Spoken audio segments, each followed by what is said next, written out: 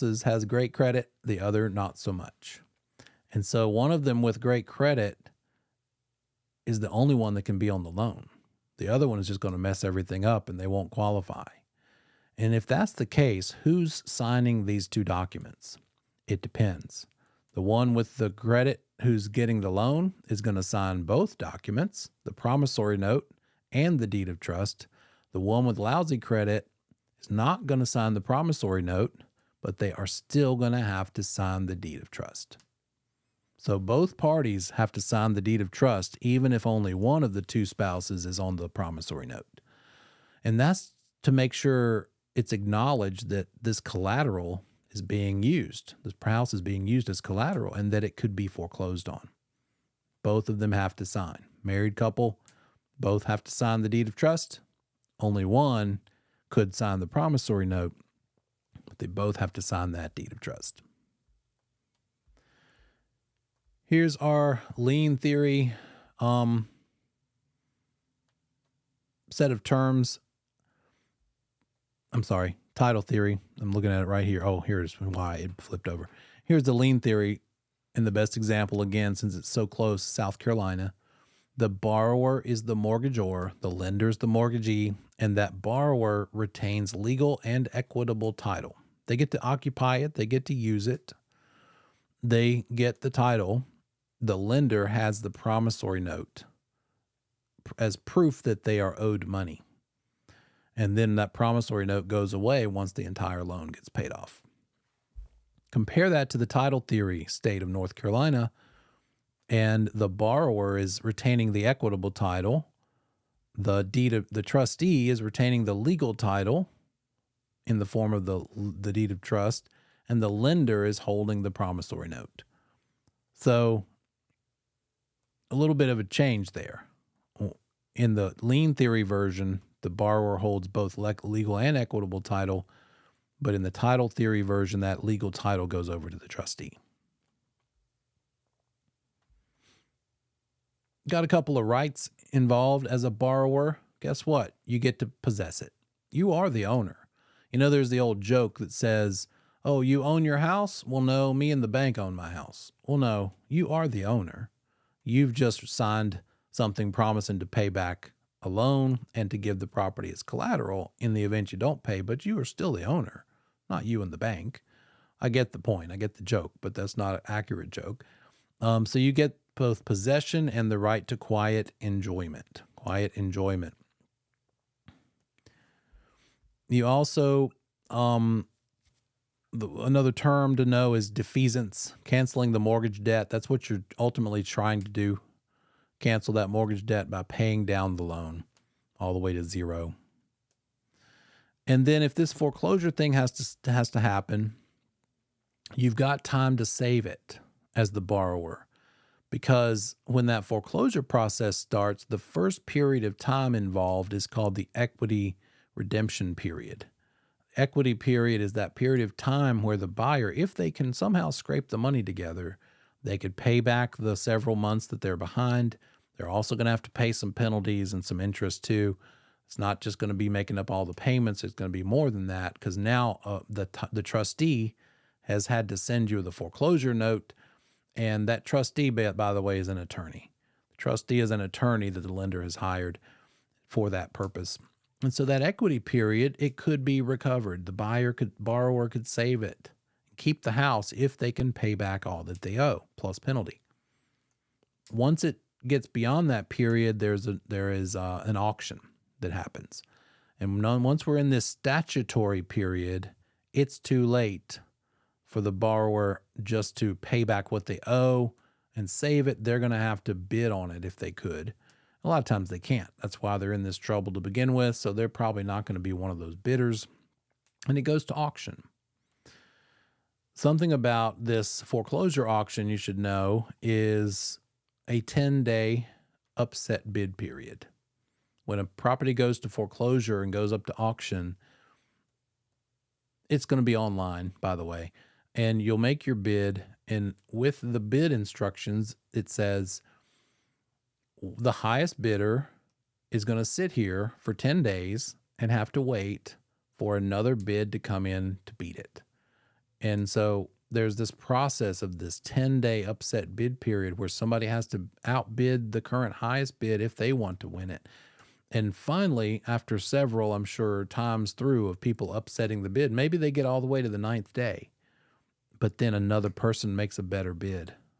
Usually there's a required minimum amount over. It's got to be another, at least 5% over the highest one or something like that.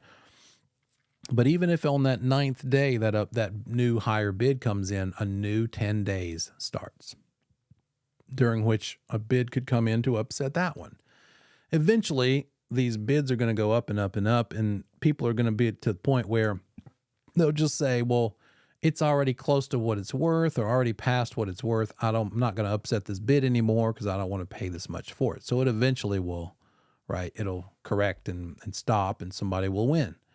But those are the two periods to be aware of. The equity period of redemption, when the buyer could still save it and not let it go to auction, and the statutory period, which is when it's going to auction, and now that 10-day upset bid period process starts. So the rights of the lender are to foreclose, as we've talked about, as spelled out in the deed of trust. The attorney at closing quite frequently will say this phrase, "Hey, borrower, you got to sign this deed of trust." It basically says if you don't pay, you can't stay. You're pledging the property as collateral. There are a couple of kinds of foreclosure, as we already saw. In the two-party system, the lien theory state like South Carolina, it's a judicial foreclosure process, which is suing them for foreclosure in the court. In North Carolina, the three-party system, the title theory state, it's a non-judicial foreclosure process.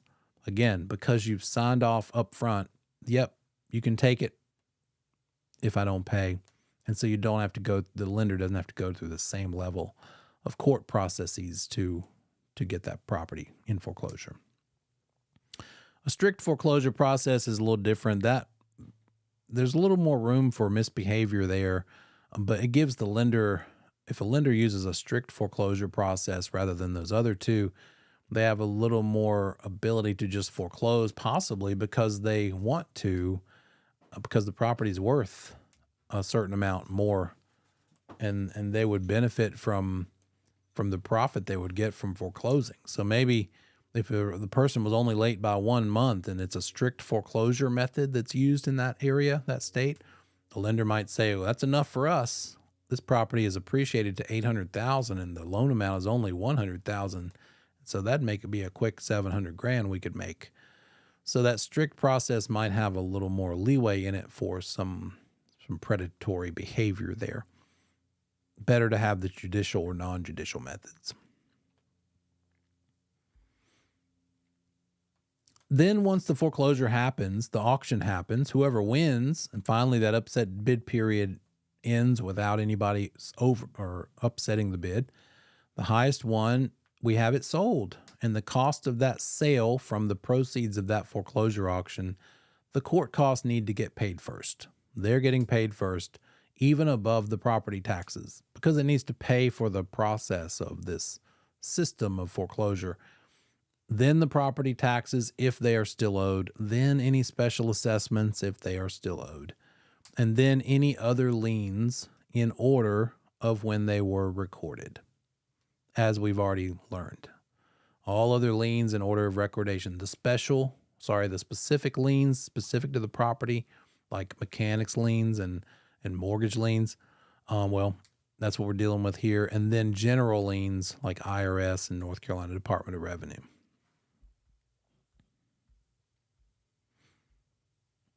It might be, we talked about this phrase last night with short sales, and it could be that this foreclosure process doesn't satisfy the lender. Maybe it doesn't sell for enough to satisfy the lender. And so the lender says, well, we got most of what we want, but we still want some more. And so you, the borrower, are going to have a deficiency judgment against you that you'll get to walk around with and eventually have to pay off. Good luck qualifying for borrowing anything else until you pay this thing off. So maybe keep trying to scrape up some money and earn some money and pay this thing to help you improve your credit. That's what a deficiency judgment does. Puts this obligation to repay on your shoulders as a human to walk through the earth after this foreclosure thing is over, because it wasn't enough to satisfy that lender. Could still affect the credit years and years after paying off that property in the foreclosure. That deficiency judgment still sits there on you till it's paid off. Doesn't just automatically fall off for a long, long time. And that could apply to a foreclosure as well as a short sale. So we'll talk about short sale here in a little bit.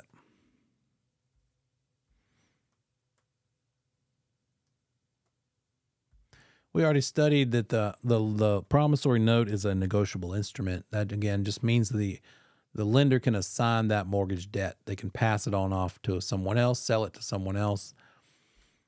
And then we talked about for short sales already last night, but let's hit the highlights again. It's a way to avoid foreclosure. If you're getting a short sale, you're doing it so that you don't worry about losing the property to foreclosure. You need to sell it so that you can pay off the loan, but you're not going to be able to pay the lender all that is owed to them. And so therefore you need to get their permission. Get their permission to pay them less than what you fully owe them, short of what you fully owe them. So it avoids foreclosure. But part of that process is that the seller has to prove they're in a financial hardship. Seller's got to write a letter saying, I've lost my job. It's like a country song. I lost my job. I lost my dog. I got all this hospital debt, whatever, right? They got to approve it. And they've got to show documentation. It's bank statements. It's everybody's bank statements, even the kids. You're not trying to hide any money somewhere, are you? It's credit card cash advances. Can you get a cash advance against some credit cards? Well, then please do so and give it to us before we give you short sale approval. We're not going to approve the short sale unless you give us everything you possibly can so as to minimize how much short we're going to have to take. Because we're not happy about taking less than you owe us, so at least let's diminish or minimize how much you still owe the lender. And then for us as brokers, this is a material fact. We've got to disclose that the property being sold is going to require short sale approval. Because if it doesn't get short sale approval, what's going to happen? If the property being sold seeking a short sale, the lender ultimately says, no, we're not granting it, what would happen? The thing you're trying to avoid. You got it. That foreclosure could still happen. It might even be that the short sale that you're seeking is happening while the foreclosure note comes along. And if the foreclosure letter comes in the mail, we need to talk to the lender. Your client, your seller client needs to talk to that lender and say, hey, lender, I know you sent me a foreclosure note, but by the way, I'm trying to sell this property. I'd love to avoid foreclosure and get a short sale. The lender will say, okay, well, we'll send you the short sale packet and you get us all the documentation we need, proving your hardship and showing all your balances. And we will put it in the process, start the process of approval. And this might take a while. But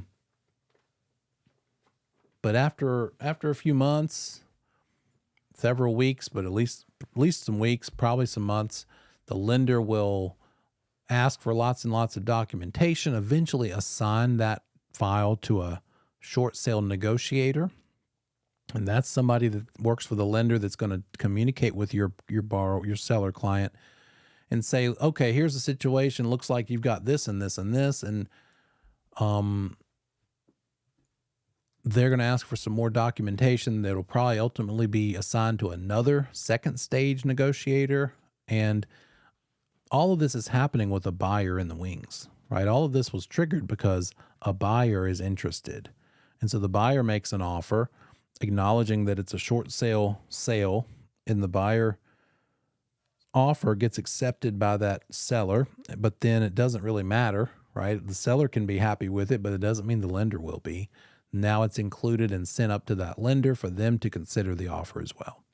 And their response might be, this isn't enough. We're we want more, we'll counteroffer this buyer, or they could say, okay, yeah, we'll go along with that.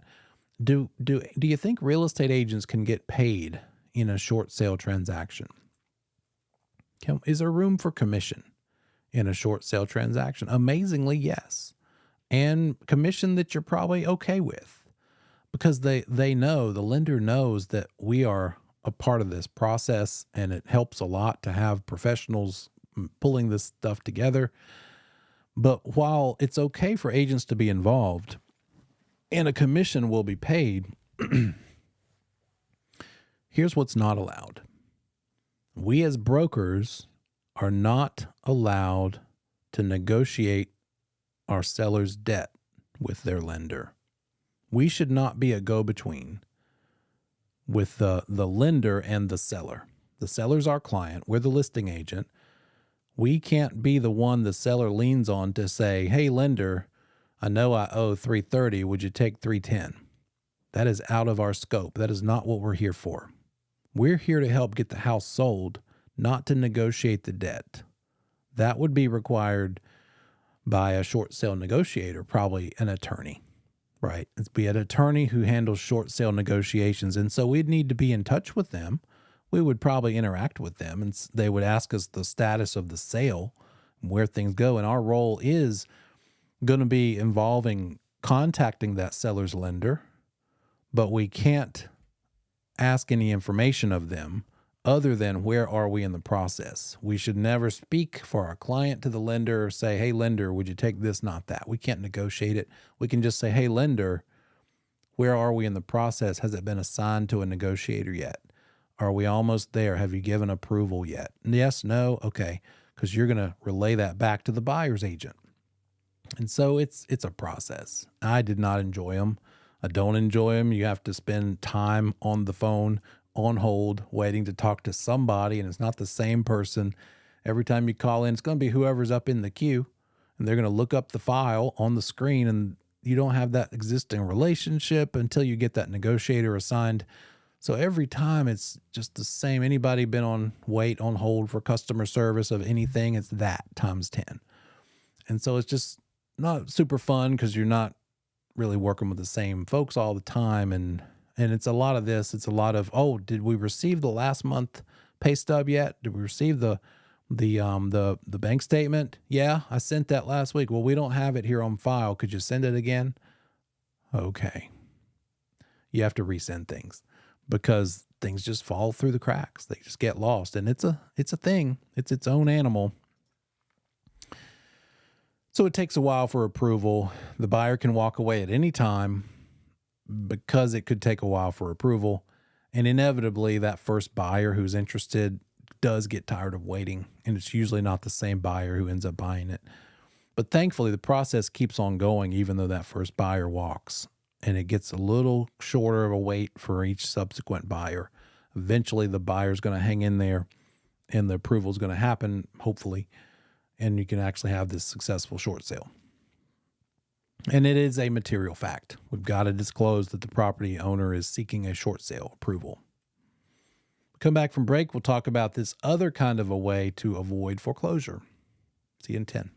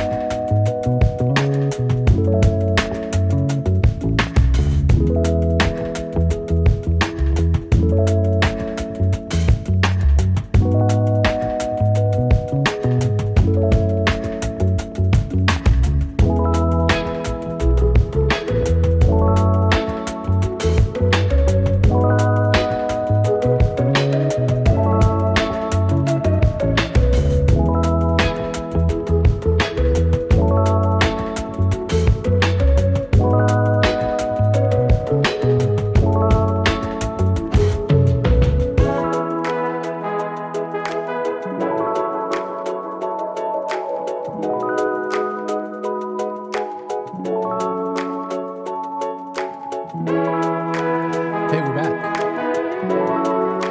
Welcome back. So we've been talking about ways to avoid foreclosure. One of them is a short sale. Another one is a deed in lieu of foreclosure. Lieu of meaning instead of, right? You're basically saying, hey, bank, I've been late. Don't foreclose on me, bro. I'll just give you the keys back. Let me just give you the house so that you don't have to take it from me.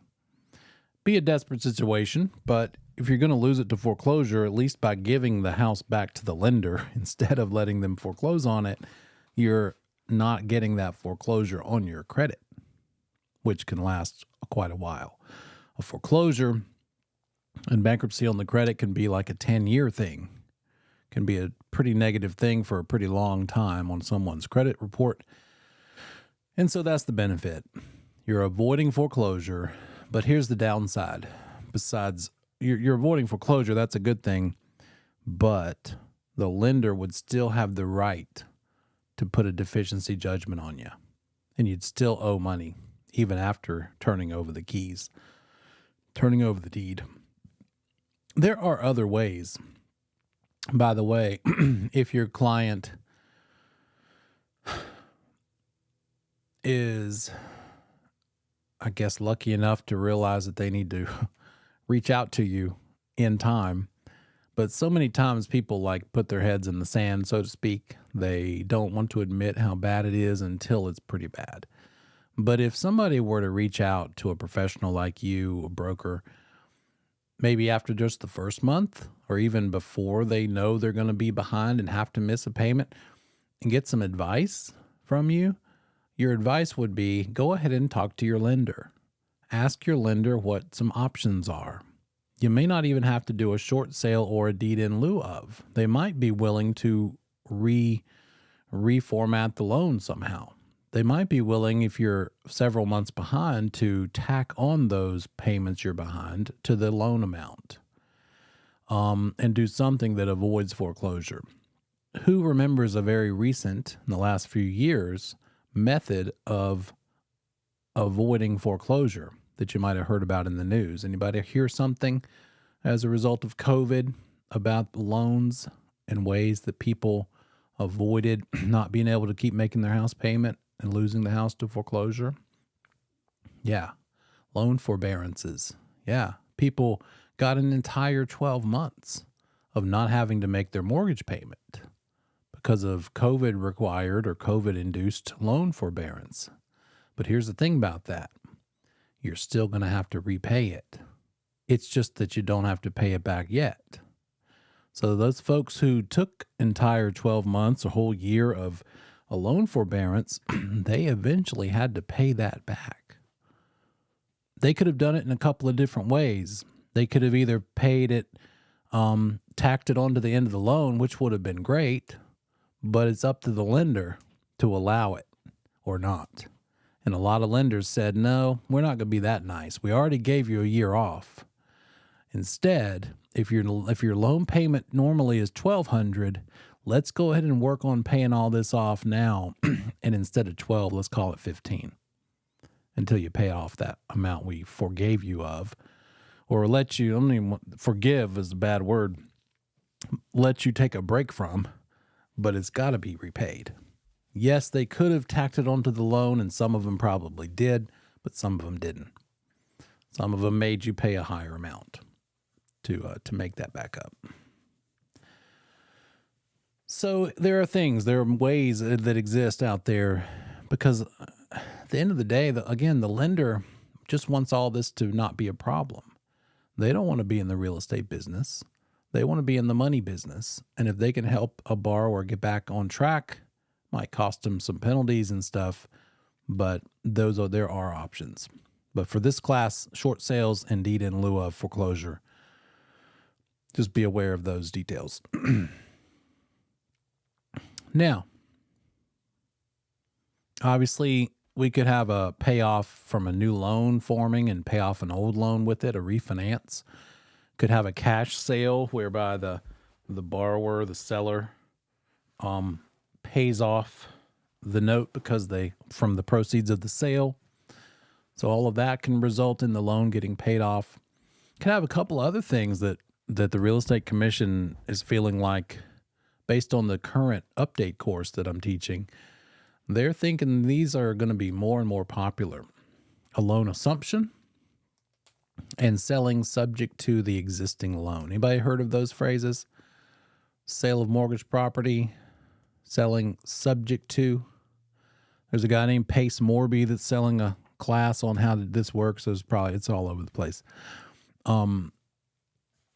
And in that case of selling subject to, the buyer is coming along to a seller and saying, hey, seller, let me buy your property subject to the existing loan that you have. I'll just start making your payment for you if you sign the deed over to me. Here's the problem. If you don't do it a certain way, does the lender know about it?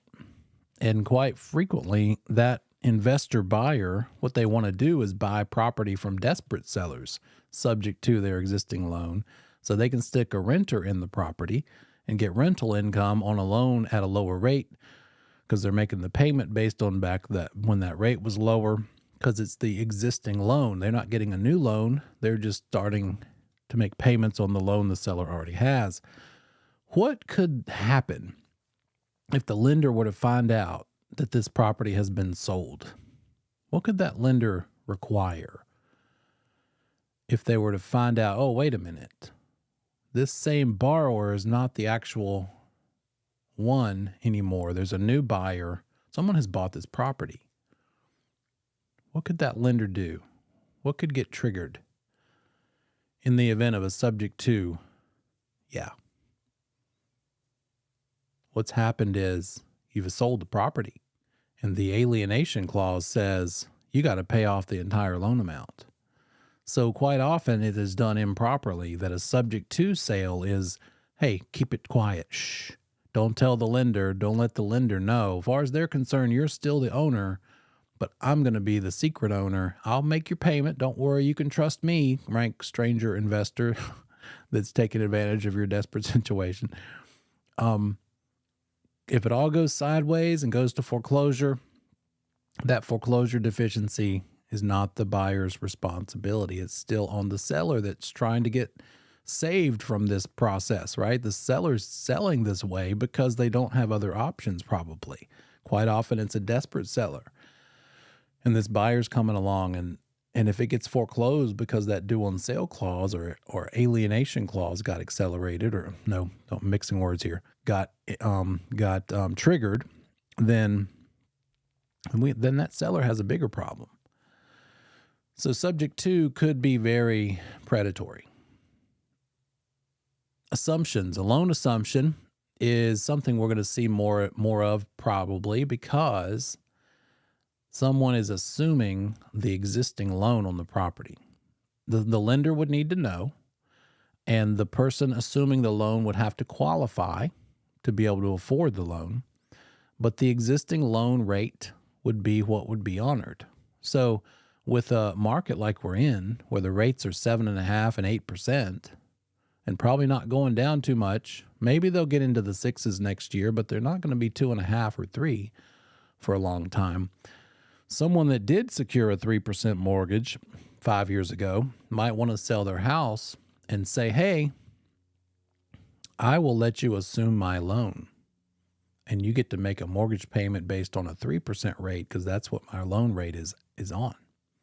And that's got some value to it, doesn't it?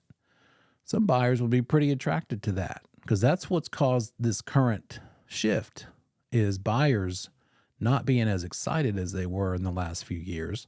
They're taking a break. They're changing their plans and not buying because they don't want the payment that comes with a 7% rate or 8. So if they could assume an existing loan for 3, they're going to like that a lot more. How many of those are out there? Quite a few. How many sellers with 3-4% rates willing to let you assume their loan? We'll see. But the real estate commission feels like it's going to be a pretty significant number, enough that they want us to get up to speed on it. They want agents to be getting well versed on this again. The last time loan assumptions were a common occurrence in the market was in the 80s. And so it's been a long time since agents have known what a loan assumption was about. So all you're doing there, again, is making payments on the seller's loan. In that event of a loan assumption, then the foreclosure deficiency first is the responsibility of that buyer assuming the loan, but the seller still has secondary liability.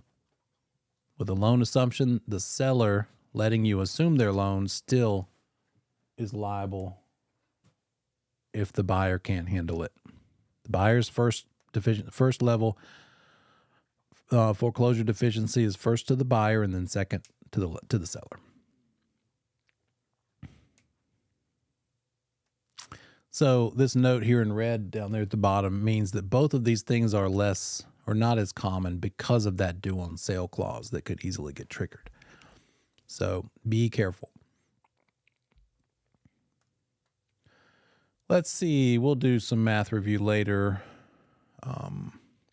A provision in an executory contract that requires the performance of an action before the contract is executed. Just to do a little bit of a review here.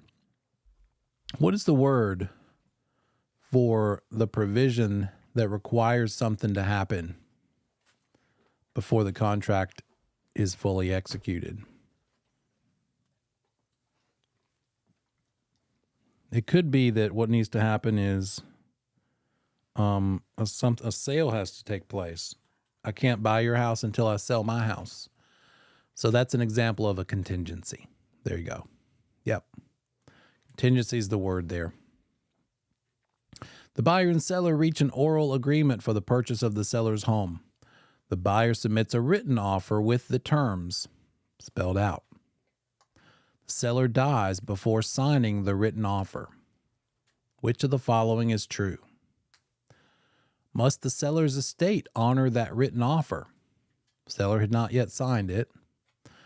The written offer is terminated because the seller did not sign.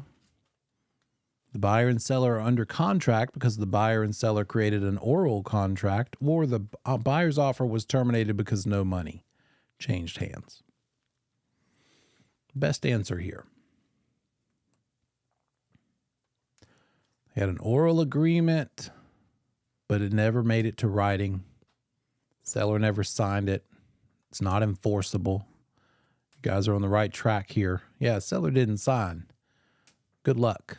It's not going to work so great. So B is the right answer there. Okay, back to this topic. Going to see some more terms with regard to some math. When it comes to loan math, and you send your borrower to talk to a trusted lending professional, trusted mortgage officer, loan officer, that loan officer is going to talk to them about how much they want to borrow compared to how much the house is worth or being sold for. And that is what the loan to value ratio is. It's literally the loan compared to the value, the loan compared to the sale price. How much are you buying it for, and how much are you going to borrow to buy it for that much? And so you need to know what portion of the purchase price is being borrowed. That's what this is. If it's an 80% LTV, loan to value ratio, that means you're borrowing 80% of what the purchase price is. And so on a $100,000 house, your 80% LTV is $80,000, right? You might also see, instead of an 80% LTV, they call it an 80-20 LTV. Same thing.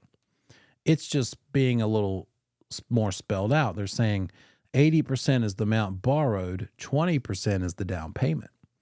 Because if you're borrowing 80%, that means you're going to have to pay the difference in the 80% borrowed and the 100% sale price. So you're going to have to come up with a 20% down payment. The loan obviously is what you're borrowing. The value is the purchase price of the property. So the loan to value ratio, the relationship of what you're borrowing to the price. In this case, if we have a purchase price of $250 and an 80% LTV, then the amount borrowed is just plug it into that T formula there at the bottom. Purchase price $250, multiply by 80%. And that shows that the amount being borrowed is $200,000. We could also say that $200,000 is 80% of $250. Sounds a lot like rewriting that little special formula we made for the seller net, but it's essentially the same kind of an idea. What happens after we take 80% of 250? We get 200. In chapter 15, I don't know why, but in chapter 15 is where you'll find this thing. There is a chart called the loan factor chart. The loan factor chart. Let me see if I can pull it up where I can share it with you more easily here. Yep, there we go. Go away. Leave me alone. Sorry. Good point. So this loan factor chart is, well, have you ever gone online, maybe Zillow or Realtor.com, and it said amortization calculator? Here's how much your payment is going to be. And you plug in how much the purchase price is and how much you're borrowing or how much your down payment's going to be, and it tells you how much your monthly payment will be. Anybody ever seen a thing like that or used a calculator that had that function? What it was doing is this. It was, I'm sorry about my green screen. I got doggies misbehaving. This, I think on page 412 of your book, it might be different with this new version of the book. This is the loan factor chart. And what you'll see across the top is the term, the various term durations. So it could be a mortgage of 10 years. Get a better color. 10-year mortgage. It could be a 15-year mortgage, 20, 25, 30. So it's got the durations of the mortgage across the top. And then down along the side, it's got the interest rates. And so if it's as we see down here, if it's a 4% rate, like they have here at the top, very first one, and it's a 10-year loan term, you're borrowing the money for 10 years, then the loan factor is going to be $10.13. $10.13. What does that mean? It means this chart is made up for every $1,000 that you borrow. So the chart is per $1,000 borrowed. If you're borrowing $1,000 at 4% interest rate for a 10-year term, your payment is going to be $10.13 per month.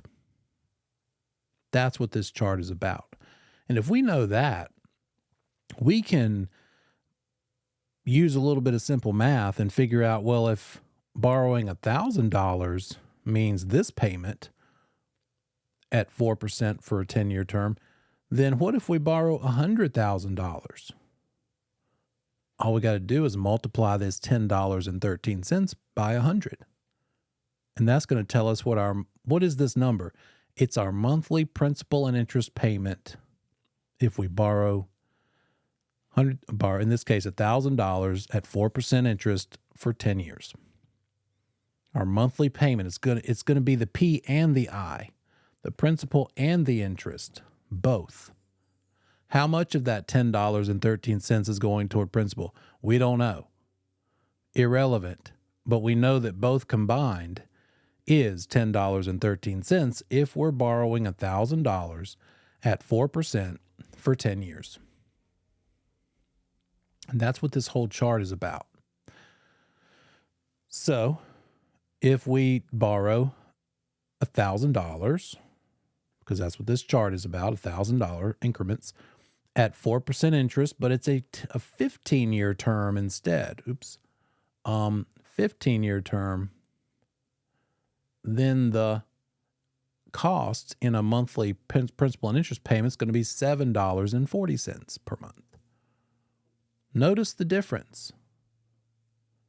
When we have a longer loan term at the same rate, we have a lower payment. The longer you spread out this loan, the lower your payment's going to be.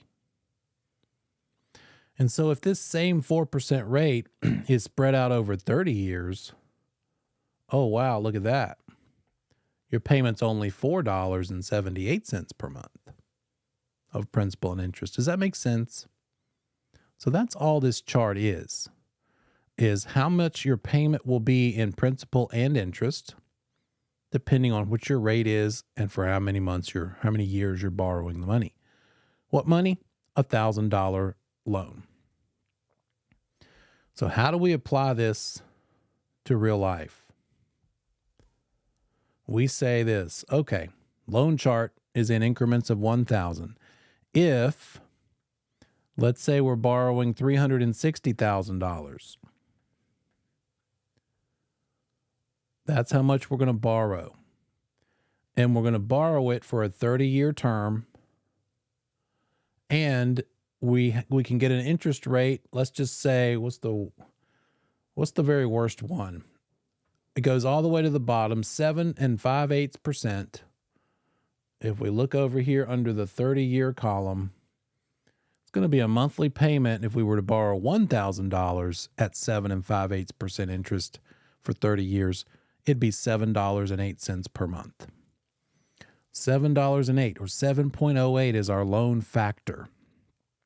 So our example was a loan amount of $360 and our loan factor of $7.08. How many $1,000 bills are in $360,000 borrowed? If you're borrowing $360, how many $1,000 bills is that? Obviously, this one's pretty easy. All we got to do is take those first three digits. But if we run into a loan amount with like an odd number in it, let's just know that we just take that loan amount of $360 and divide it by 1,000. That's how many $1,000 are in there. There's 360 of them. And so now that we know how many $1,000 bills are in $360,000 borrowed, and we know the loan factor from the chart we just looked at, we can multiply those two things together, and that'll tell us that a house payment of principal and interest on $360,000 borrowed at 7.58% interest for 30 years is going to be a payment of $25.48.80. That's what loan factor math is. Let's look at it in a pretty slide. Maybe a little easier to grasp it, if it's easier to see. So the loan factor, again, is all about the monthly principal and interest payment needed to reduce the amount you're borrowing all the way to zero. How much is the monthly payment going to be? So we know our loan amount is $200,000 because the problem gives it to us. Just gave it to us over here. The purchase price was $250,000. The amount we're borrowing is 80% of that. So 80% of $250,000 is $200,000 loan amount. That's what's being borrowed. We take that $200,000 loan amount and find out how many $1,000 are in it. In other words, divide it by 1,000. And then we're going to multiply that number, which is 200, right, by the loan factor that we find in the chart, which If we look at the chart, I didn't tell you what the interest rate is, but let's look at the chart and see if we can figure out what it is. The loan factor that I just gave you there, as you see, is 4.78. Oops, right there. So let's look in the chart and see if we can find 4.78. Oh, wait, there it is already. At a 30-year term for 4% interest, the loan factor is 4.78. $4.78. There are probably, well, actually there's not, but if this chart were big enough, there could be more places where it's 4.78. We see some of that, like here, $6 right here under the 25-year column and $6 here under the 30-year column. In other words, if you borrow on a 30-year term for, it looks like approximately 6% interest, I think that's what it lines up, then your payment is going to be $6 a month. If you borrow $1,000 for 30 years at 6% interest, that's coincidental. Don't put any faith in, doesn't mean that those are nice even numbers on the whole chart. They're not. But similarly, if you only borrowed for 25 years, but this time at looks like a 5.25% interest rate, same payment, less term, lower rate, same payment as a higher term, longer term, higher rate. And that's just the way it works, right? And that's a decision your buyer is going to have to make. What are the rates? And so can I afford, some of your borrowers, some of your clients might want only a 15-year mortgage if they could get away with it. But the problem with that is the payment's going to be higher. They'll pay it off quicker, but the payment's going to be more, as we see just in that top line. Just because it's easy and I don't have to move things around so much. If we're talking about a 4% rate, again, if we compare it to a 15-year term, your monthly payment would be $740. Compared to a 30-year term, your monthly payment is $4.78.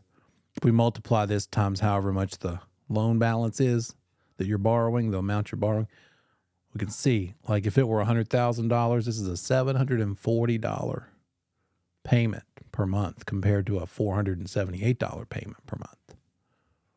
So again, how do we use this chart? That's where it comes from. So that 4.78 loan factor, let's just assume it's this one. It's a 30-year term at a 4% interest rate. So we'll go back to the slide. And we see 200 times 4.78 means that the monthly payment is going to be $956 a month. Again, that is not only principal or only interest, that's the payment. Some of that payment is going toward principal, some of it's going toward interest.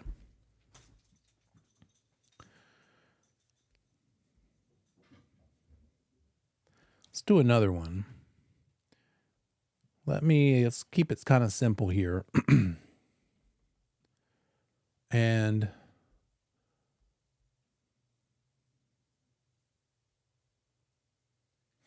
let's say we're borrowing $250,000. That's what the loan amount is.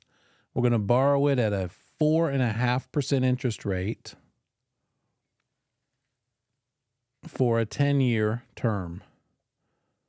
Of course, I picked the one that has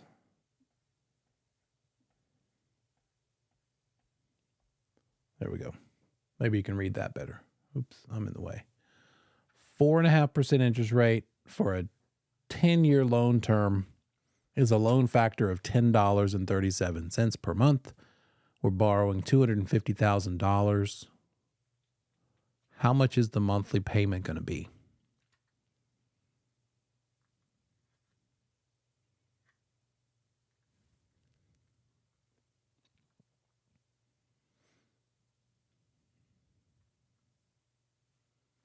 Step 1.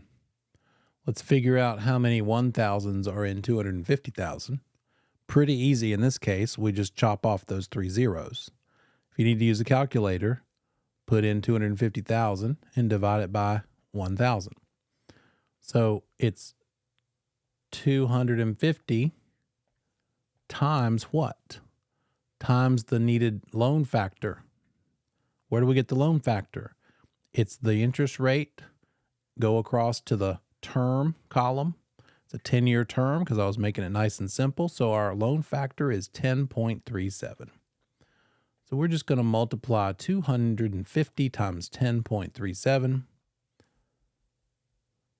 And that will show us that our payment is going to be $25.92 and 50 cents. That makes sense?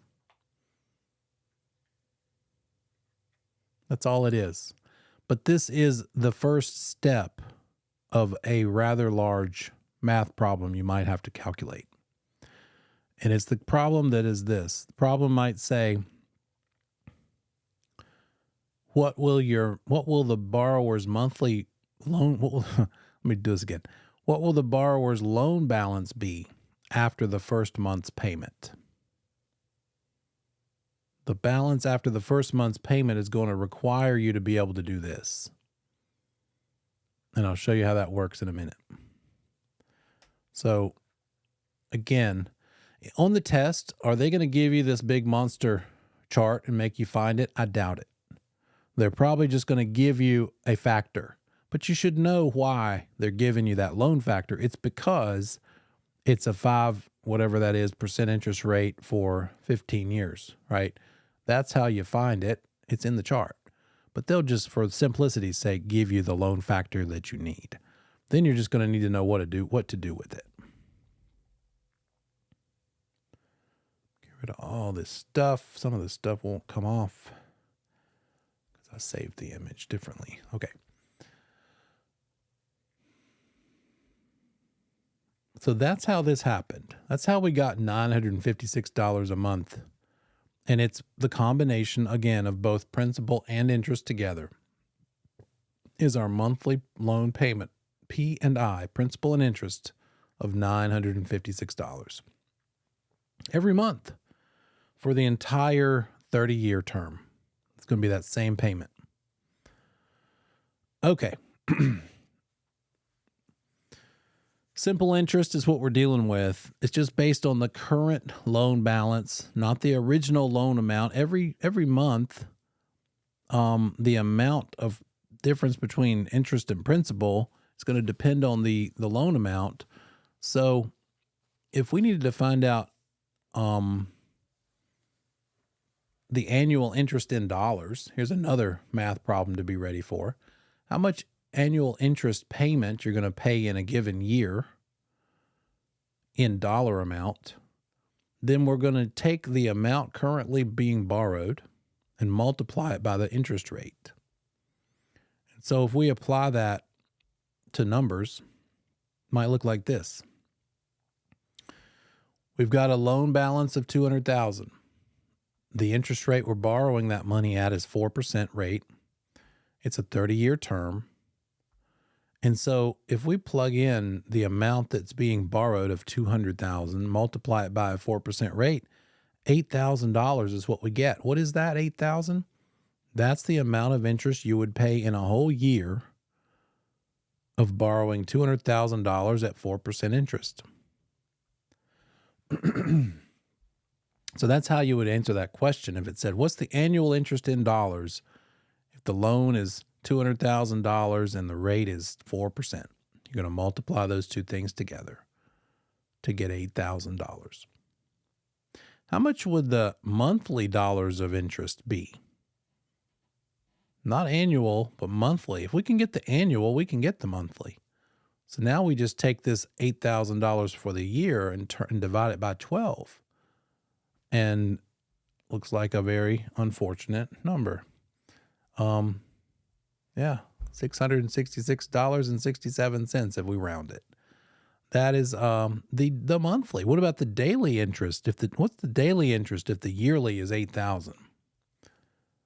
8,000 divided by 365 would be $21.92 per day. By the way, some of you repeat attenders might have just thought, wait a minute, he said 365. We didn't have to do that last time. So there's been a change. Now you no longer have the 30-day month always and forever. You're going to have to be ready to possibly have to do real life days in the month. They'll tell you which one. I don't know why. I thought it was nice to just leave that for post-licensing. It used to be that you would, as pre-licensing students, didn't have to bother, but they'll let you know. They'll tell you which way it's going to be, and I don't know if it's going to be like immediate that they do this, but they could. So you're going to have to be ready to know the number of months and days in various months and add them up as needed. Used to be that we just said, look, we're not trying to teach you month math. We're just trying to teach you real estate. So every month has 30 days. And that means the year has 360 days. But now it could be either one. They'll just tell you which one they want you to do it with. Be ready. Question. What were the terms called? What do you mean? What terms? What did I miss?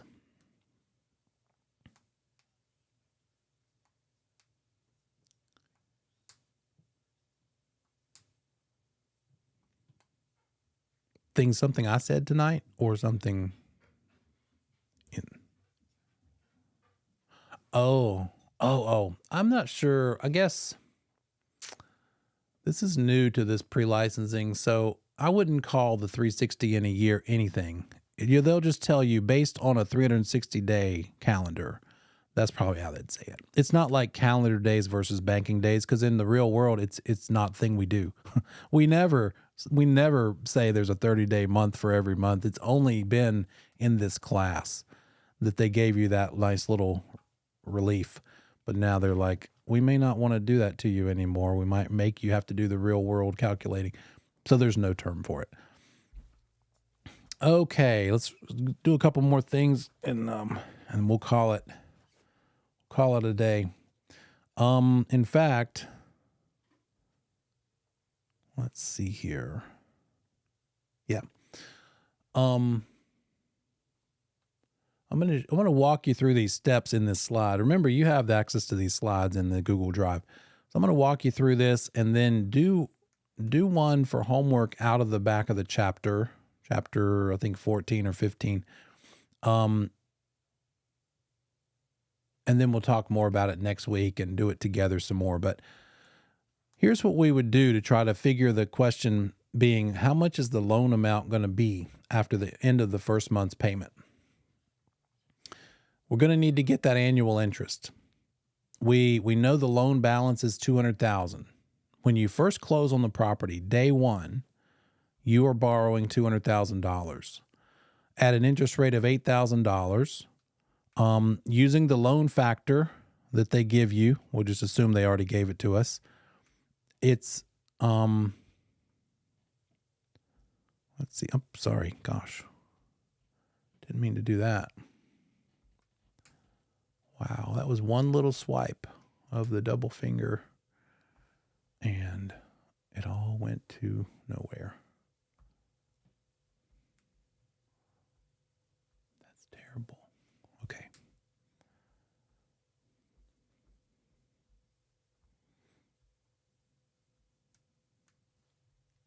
Okay. We know our annual interest is $8,000. Our monthly interest is $667,000 because 8,000 divided by 12 is 667, right? The payment on that $200,000 loan at a loan factor of 4.78, the payment per month is $956. That's what we did first step. So we know our monthly payment every month is $956. That's going toward both principal and interest. So here's the question. How much of this $956 is just going toward interest? That's where we come up with this number. 667 is going toward interest because we found that $8,000 per year divided by 12. So $667 of the payment of the $956 monthly payment is going to be going toward to the lender for interest. That means we're only knocking down our principal loan balance by $289. And so once we get this number, we're just going to say, okay, if we started out borrowing $200,000 and now we owe $289 less than that, what is our new loan balance? It's literally $200,000 minus $289. So the loan balance after the first month's payment is $199,000 and $199,711. That's now, as of this first month's payment being made, what we owe. When we make another payment, we're going to owe a little bit less than this.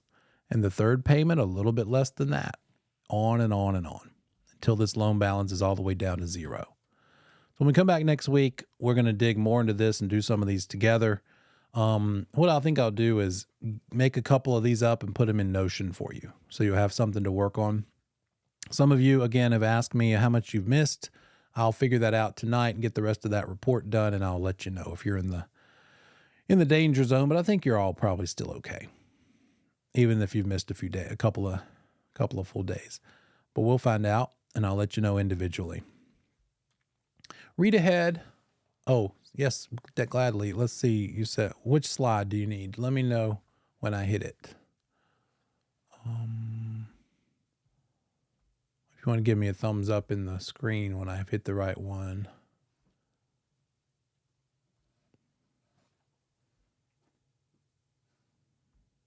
Am I there yet, or did I go past it?